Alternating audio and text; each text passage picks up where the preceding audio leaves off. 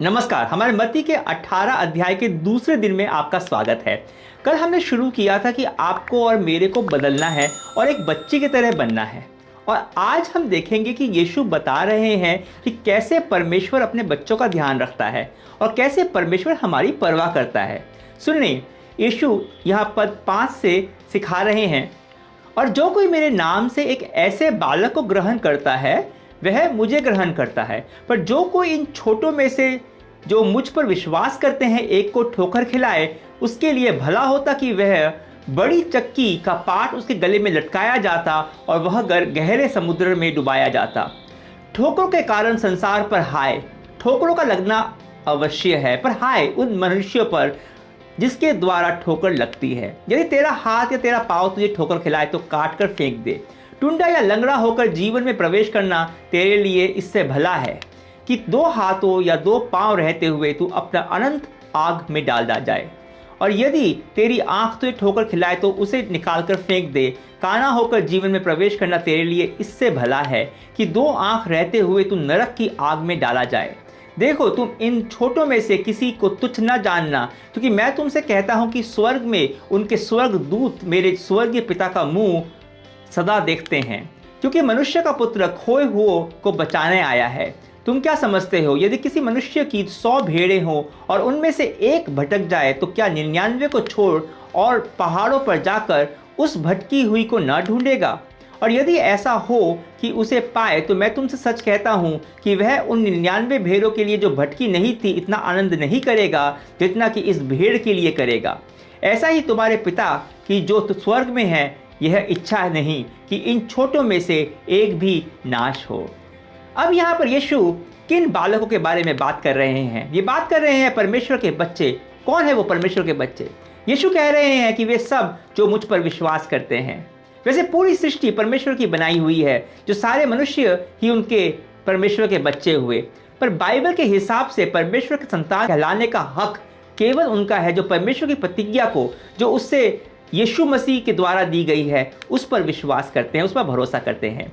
जिनका परमेश्वर के साथ एक निजी संबंध है, रिश्ता है, वो है ये बच्चे।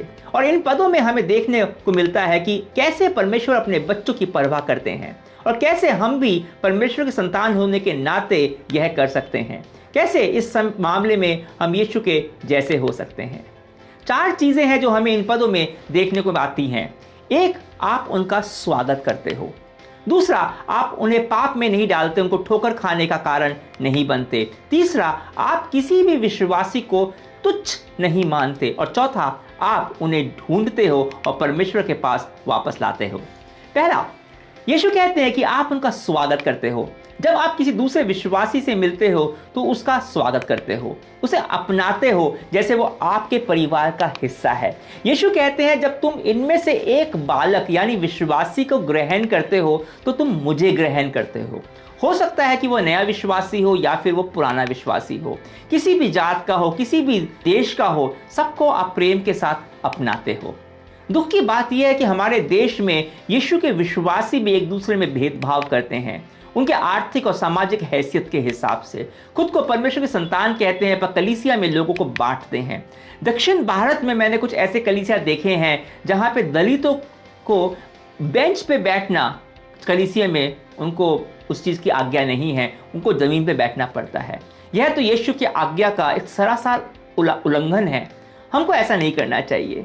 जो भी विश्वासी है उसे अपनेपन से अपनाना चाहिए, उसका स्वागत करना चाहिए। दूसरी बात जो यीशु बोलते हैं वो यह है कि बहुत स्पष्ट रूप से कि तुम उनकी कभी ठोकर खाने का कारण ना बनो। ऐसा ना हो कि वो तुम्हारे कारण पाप में पड़ जाए, क्योंकि उससे अच्छा तो यह होता कि बड़ी चक्की की पाट उसके गले में लटकाया जाता और वह गहरे समुद्र में डुबाया जाता। वह हमें पाप छल की सच्चाई की याद दिला रहे हैं। हम सभी को अपने पाप के लिए समान दंड के अधिकारी हैं। परमेश्वर से अलगाव, पाप हमें परमेश्वर से अलग कर देता है। यदि मैं यीशु मसीह के पास आऊं और उस पर भरोसा करूं तो ये दंड मिट जाता है, लेकिन अगर मैं ऐसा नहीं करता तो मैं हमेशा के लिए परमेश्वर से अलग हो जाता हूं। जब यीशु गले में चक्की के पाट गले में लटकाकर डुबोने की बात कर रहे हैं तो इससे हमें यह समझ में आता है कि कुछ पापों का दंड अधिक होगा, विशेष रूप से वे जिन्होंने परमेश्वर के बच्चों को ठोकर खिलाने के लिए प्रेरित किया है। अभी ऐसा लगता है कि इस दुनिया में लोग कुछ भी कर निकल जाते हैं, परंतु परमेश्वर अपने न्याय को सुरक्षित रखते हैं। जिन्होंने अपने स्वार्थ के लिए परमेश्वर की संतान से पाप करवाए, उन्हें बड़े दंड का सामना करना पड़ेगा। अब मैं यहाँ पर केवल दूसरों की बात करना नहीं चाहूँगा, आपके और मेरे बारे में क्या। हम लोग जो उद्धार पाए हुए लोग हैं, हम पर दंड की आज्ञा नहीं है, पर क्या हम लोग दूसरे विश्वासियों को गलत राह पे ले जा सकते हैं? जब हम गलत शिक्षा देते हैं, बाइबल में का संदेश को सही समझे बिना उनको हम अपने हिसाब से शिक्षा देते हैं, या फिर अपने खुद के आचरण से हम दुर्बल विश्वासियों को पाप की राह में लेके जाते हैं, या फिर उनके विवेक को ठोकर खिलाते हैं हमारे कारण। प्रेरित पौलुस ने इसके बारे में बहुत कहा है अपने दुर्बल भाई बहन को ठोकर खिलाने के बारे में, 1 कुरिन्थियों अध्याय 8 में और 11 में। पर यीशु इसी गंभीरता को काफ़ी अधिक बढ़ा रहे हैं। देखिए, जब हम सहभागिता को गंभीरता से लेते हैं, परमेश्वर के बच्चे को गंभीरता से लेते हैं, तो हम अपने लिए नहीं जीते, हम जीते हैं दूसरों के लिए उदाहरण बनने के लिए। अब मैं यह नहीं कह रहा हूं कि अगर आप गलत उदाहरण बनते हो तो आप अपना उद्धार खो बैठोगे और नरक चले जाओगे। यीशु यह नहीं कह रहे हैं, पर हमारे दायित्व की गंभीरता को वो बता रहे हैं या समझा रहे हैं कि दूसरे विश्वासी के प्रति, इन परमेश्वर के बच्चों के प्रति हमारी कितनी बड़ी दायित्व है। तो यीशु कहते हैं इनकी ठोकर का कारण न बनो, इनका स्वागत करो। और तीसरी बात जो वो कह रहे हैं वो यह है कि उनमें से किसी को तुच्छ न जानो और उनको हीन दृष्टि से ना देखो, क्योंकि परमेश्वर ने सबको एक समान महत्व दिया है। पूरी दुनिया में अगर आप यीशु के विश्वासियों को देखो तो वे बहुत आकर्षक दिखाई नहीं देते हैं, न ही बहुत धनी होते हैं या बहुत सामर्थी होते हैं।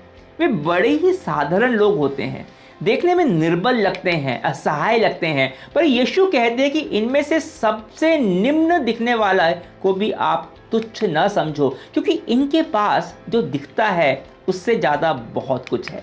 यीशु कहते हैं कि हर एक विश्वासी के पास एक स्वर्गदूत है जो हमेशा पिता परमेश्वर की उपस्थिति में होता है हमारे लिए।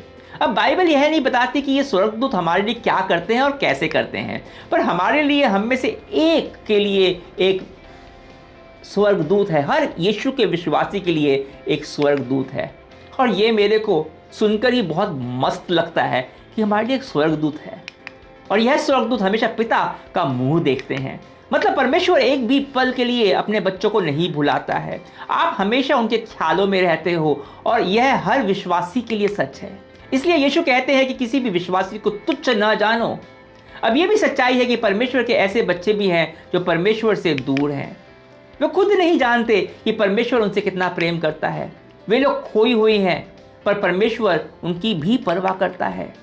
एक समय पर हम भी भटके हुए थे। यीशु कहता है कि वे इन भटके हुए लोगों को ही ढूंढने आया। यीशु दृष्टांत देता है कि जिस तरह से एक चरवाहा के पास, जिसके पास 100 भेड़ें हैं, अगर एक खो जाए तो 99 को छोड़कर वो उसके पीछे जाता है, और जितना आनंद वो 99 भेड़ों की जो खोई नहीं है उनके लिए करता है, उससे कहीं ज़्यादा आनंद वो उस भेड़ के लिए करता है जो खो गई थी पर बाद में मिल गई है। परमेश्वर नहीं चाहता कि कोई भी खो जाए, कोई भी नष्ट हो जाए।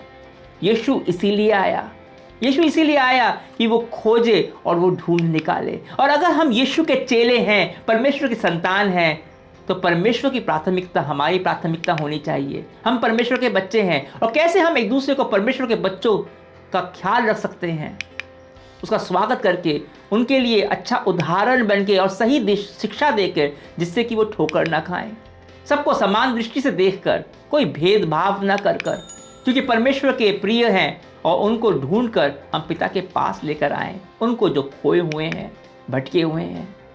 आइए प्रार्थना में पिता से बात करते हैं कुछ समय।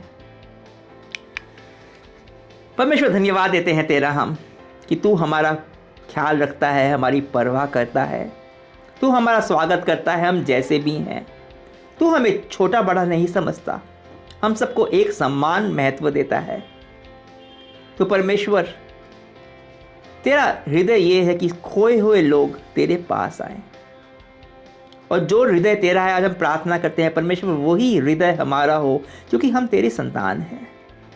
हम तेरे संतान हैं, और तेरे संतान होने के नाते हम तेरे दूसरे संतानों को, दूसरे बच्चों का ख्याल रखें जैसे कि तू रखता है। हम उनका स्वागत करें, वो चाहे कहीं से भी हो, किसी भी धर्म के हों, जाति के हों, पर क्योंकि वो तेरे पे विश्वास करते हैं, वो हमारे भाई और बहन हैं।